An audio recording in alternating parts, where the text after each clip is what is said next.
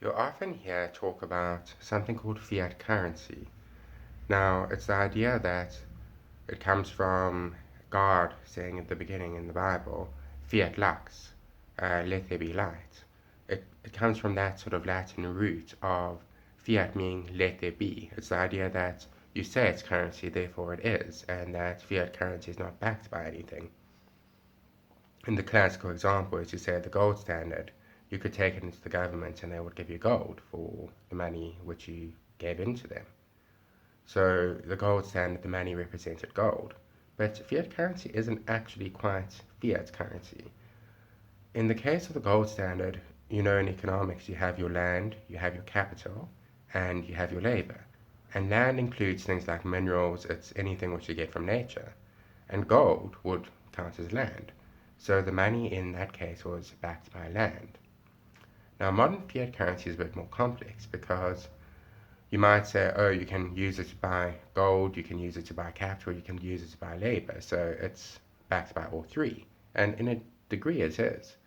But what it's classically backed by is taxation. And so it's backed by labor. It's backed by the fact that the government can go and say, if you want to eat, if you want to work and therefore eat, you have to pay us a certain amount of money. And it's backed by the fact that the government can say, if you want to have a house in this area, you have to pay us. So in the sense that it's an income tax which involves, your fiat currency is in fact backed by labor, but where it's property taxes, it's backed by land. And where it's taxation on things such as equipment and things like that, you have actually the fact that, again, the fiat currency is backed by capital. So it's backed by all three rather than just being backed by one. And that has some advantages, as does the fact that the government can either print or not print as much as it wants. Now, in modern monetary theory, if you want to increase the value of your currency, you increase your taxes so that less money is in circulation. And if you want to decrease the value of your currency, you print more of it or reduce your taxes.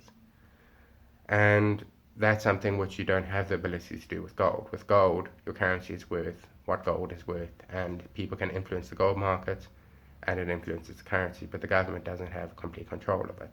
So fiat currency has some advantages there. Now, when I say that it's backed by your labor, let's look for a moment at the Egyptian system of taxation, in a sense, where they would force the Egyptians would plant and the Egyptians would harvest, and in between that, the government would have them do public works. And that's probably what was referred to as slavery in the Bible, because you'll notice that Abraham isn't that concerned about God saying that his descendants will be slaves in Egypt. And when they're leaving Egypt, it's not to leave slavery and let my people go and not be slaves. It's let my people go so that they can worship me in the desert during a whole period of time and then return to Egypt again. And Pharaoh refuses them this religious liberty, so the Egyptians leave. But if you look at modern fiat currency and you look at modern income taxes, which is something America at least introduced income taxes along with the fiat currency. And the reason to do that was to have better control of it and to in fact have the fact that fiat currency is not backed by gold, but it is backed by taxpayers. And when you realize that a currency is backed by taxpayers, you realize the importance of having a strong tax base and of having industry working, because the currency itself is based on the economy existing and working rather than on a precious metal. And that's also why, especially weak currencies, where they instantly lose their value, like in Zimbabwe or Venezuela or the like, it's the fact that the economy itself is instantly losing its value, and so the currency will as well. And that's why you often have recommendations that such countries either adopt a gold standard or dollarization to try and save their economy, so that once the economy is saved, you can move back to a currency based on it, which in that case can in fact then be worth something, because the promise of we will tax these people so that they're forced to accept this money so that they can pay their taxes in it is then fulfilled.